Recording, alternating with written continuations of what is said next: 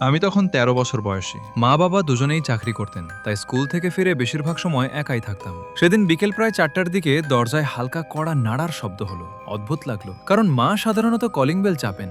দরজা খুলতেই দেখি মা দাঁড়িয়ে, কিন্তু তিনি অস্বাভাবিক চুপচাপ, চোখে যেন ক্লান্তি নেই, বরং এক ধরনের ফাঁকা দৃষ্টি। আমি বললাম, এত তাড়াতাড়ি এলে? তিনি কয়েক সেকেন্ড চুপ থেকে বললেন, তোমার সাথে থাকতে ইচ্ছে হলো। কথাটা শুনে একটু অদ্ভুত লাগলেও আমি কিছু বলিনি। তিনি রান্নাঘরে গিয়ে খাবার আনলেন, আমরা একসাথে বসে খাবার খেলাম। খাওয়ার পর তিনি নিজের ঘরে ঢুকে দরজা বন্ধ করলেন। আমি ভাবলাম হয়তো ক্লান্ত। প্রায় ১ ঘন্টা পরে হঠাৎ কলিং বেল। দরজা খুলে আমার হাত ঠান্ডা হয়ে গেল।